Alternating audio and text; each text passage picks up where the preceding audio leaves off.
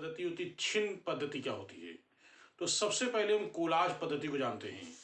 Collage पद्धति क्या होता है, तो हम कोलाज पद्धति के बारे में जान लें कि इस पद्धति का जो जन्म हुआ है वो घनवाद में हुआ है। ये क्या कहेंगे, इस कोलाज पद्धति का जो जन्म हुआ है, जन्म जो हुआ है इसका किससे हुआ है, तो कहेंगे घनवाद से हुआ है।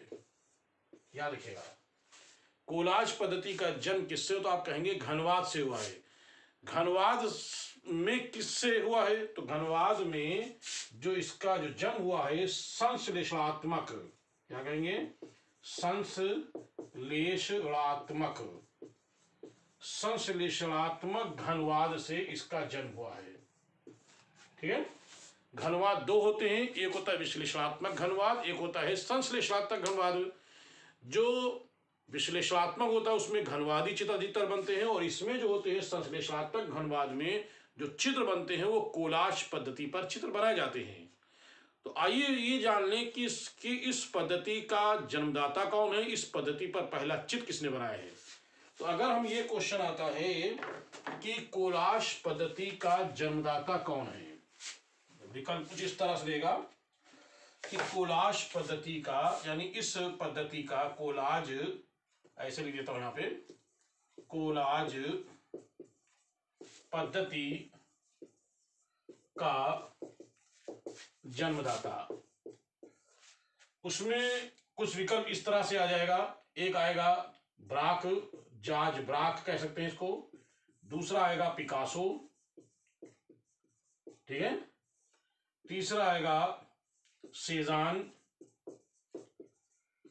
और चौथा जो आएगा, ध्यान दीजिएगा, चौथा जो आएगा या इनमें से कोई नहीं, मान लो दे दे पॉल गॉगिन, दे दे पॉल गॉगिन।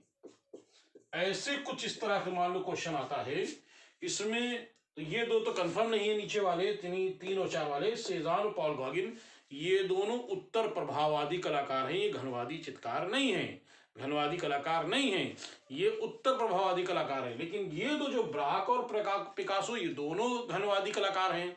लेकिन दोनों में किसको आप टिक मारोगे, तो आप कहोगे कि कोलाज पद्धति का जन्मदाता कौन है, तो आप लगाओगे जॉर्ज ब्राक को। कौन है कोलाज पद्धति का जन्मदाता, आप कहोगे जॉर्ज, ध्यान रखिएगा, जॉर्ज ब्राक। इस पद्धति का जन्मदाता ये था। और अगर दोनों मिला के अगर आता है तो आप फिर ब्राक और पिकासो दोनों साथ अगर आते हैं तो दोनों लगा सकते हैं, जैसा क्वेश्चन पूछा जा चुका है। लेकिन अगर ब्राक नहीं तो पिकासो आंसर लगेगा। ध्यान रखिएगा, दोनों अगर रहता है तो आपको ब्राक ही लगाना है, ये बात को ध्यान रखिएगा। क्योंकि अधिकतर स्टूडेंट कहता है कि सर चित्र तो पहला पिकासो ने बनाया है, लेकिन जन्मदाता ये कैसे, लेकिन बता दें आपको हम कि इस पद्धति पर सबसे पहले विचार करने वाले, सबसे पहले इस पर अपना ध्यान आकर्षित करने वाले का नाम था जॉर्ज ब्राक। और जॉर्ज ब्राक के कहने पर ही पिकासो ने चित्र बनाया था कोलाज पद्धति पर। तो ध्यान रखिएगा, कोलाज पद्धति का जो जन्म हुआ है कब हुआ है, तो इसका जो जन्म हुआ है, कोलाज पद्धति का जो जन्म हुआ है, तो आप कह सकते हो इसका जन्म 1912 में हुआ है। ठीक है, 1912 में इस पद्धति का जन्म हुआ है। तो कोलाज पद्धति के जन्मदाता जॉर्ज ब्राक हैं। और लेकिन कोलाज पद्धति पर पहला चित्र किसने बनाया है, तो कहेंगे पहला चित्र जो है वो बनाया है किसने, तो कहेंगे वो बनाया है पिकासो ने। पहला चित्र किसने बनाया, तो कहेंगे पिकासो ने बनाया है। तो पहला चित्र पिकासो ने बनाया है,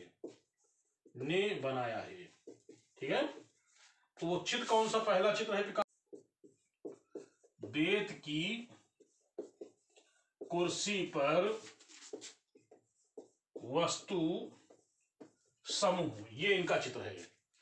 और जो मैंने जो पहला भी चित्र बताया था जिसको कहा था कि फलों की थाली व गिलास, तो वो किसका है, तो कहेंगे ये इनका है। क्या है, फलों की थाली व गिलास, ये किसका चित्र है, तो कहेंगे ये जॉर्ज ब्राक का है।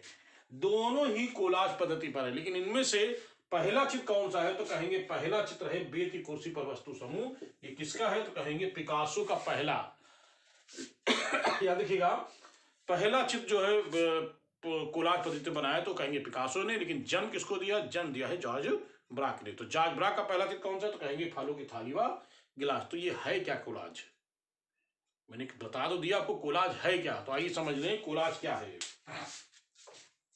कोलाज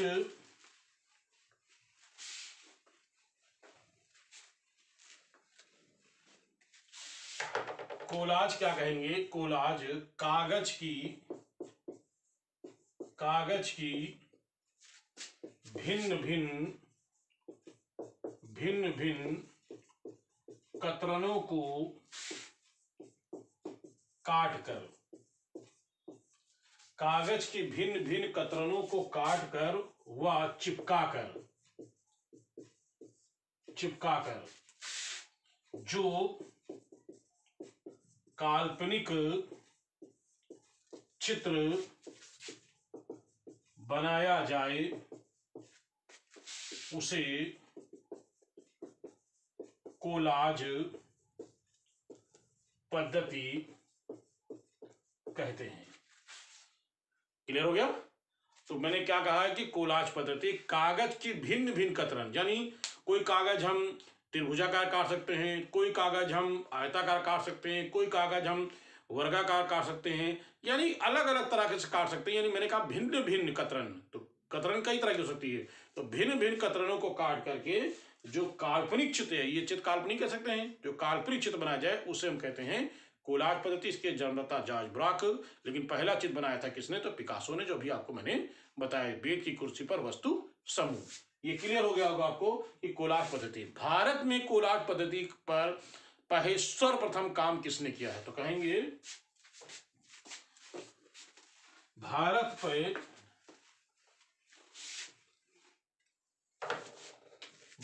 में, जैसा कि मुझे मालूम है कि भारत में कोलाज पद्धति पर सर्वप्रथम सर्वप्रथम कोलाज पद्धति पर बनाया गया चित्र नंदलाल बसु का है। नंदलाल बसु के द्वारा बनाया गया है और उस चित्र का नाम है देवदासी। देवदासी ये किस पे है, तो कहेंगे कोलाज पद्धति पर। कोलाज पद्धति पर पहला चित्र, ऐसे तो बहुत सारे कोलाज पद्धति पर काम किए हैं, लेकिन यहां पे हम कोलाज पद्धति की बात करेंगे। नंदलाल बसु ने चित्र बनाया है कोलाज पद्धति पर, जैसा कि मुझे दिमाग में आ रहा है, उस चित्र का नाम है देवदासी। ठीक है, और अगर आपकी जानकारी में हो कि और कौन कौन लोगों ने, मेरी जानकारी में तो है, लेकिन मैं चाहता हूं कि आप लोग मुझे कमेंट करके बताएं कि भारत के ऐसे कौन कौन कलाकार हैं जिन्होंने कोलाज पद्धति पर काम किया है। ठीक है, कमेंट दे करके उसका आप जो है बता सकते हैं कौन है फिलहाल। लेकिन आप जान लें कि नंदलाल बसु ने कोलाज पद्धति पर देवदासी का चित्र बनाया था। नंदलाल बसु, ये इससे समझ ले कि इन्होंने शुरुआत भारत में कोलाज पद्धति की थी। इसी से मिलता जुलता एक और हम बताएंगे आपको, हम जो कोलाज पद्धति से संबंधित है, और वो है आपकी छिन्न पद्धति। क्या है वो? है आपकी छिन्न पद्धति। छिन्न पद्धति ये क्या होती है? इस पद्धति में क्या होता है समझ लें, कागज की एक समान कतरन, कागज की एक समान कतरनों को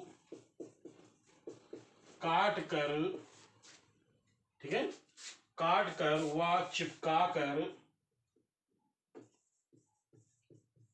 चिपकाकर जो काल्पनिक चित्र बनाया जाए उसे छिन्न पद्धति कहते हैं। क्या कहते हैं इसको? छिन्न पद्धति कहते हैं। मैंने कहा कागज की एक समान, वहां क्या मैंने कोलाज में क्या होता है कि भिन्न भिन्न कतरन, यहाँ क्या है एक समान। जैसे अगर हम मान लो त्रिभुजाकार काटे तो त्रिभुजाकार होना चाहिए, सारी कतरन उसी तरह होना चाहिए। अगर वर्गाकार काटे तो उसी तरह वर्गाकार की सारी होना चाहिए। उन्हीं को चिपका करके जो चित्र बनाया जाए, काल्पनिक चित्र बनाया जाए, ऐसी पद्धति को हम छिन्न पद्धति कहते हैं। और इस पद्धति का प्रयोग जयपुर शैली में हुआ है। तो इस पद्धति का प्रयोग कहाँ हुआ है? इस पद्धति का प्रयोग हम कह सकते हैं जयपुर शैली में, ठीक है, जयपुर शैली में इस पद्धति का प्रयोग हुआ है। तो ये दोनों मिलती जुलती हैं, मैंने आपको बता दिया है। ऐसे ही और भी जो संबंधित पद्धतियां होंगी, जैसे अभी आपको हम आगे पढ़ाएंगे मुमताज पद्धति क्या होती है, ठीक है, और बहुत सारी इसी तरह मिलती जुलती। फिलहाल ये दो एक दूसरे से मिलती जुलती, इसलिए मैंने इनको क्लियर कर दिया। तो चलिए फिर मिलते जल्दी एक नए वीडियो के साथ, तब तक के लिए जय हिंद।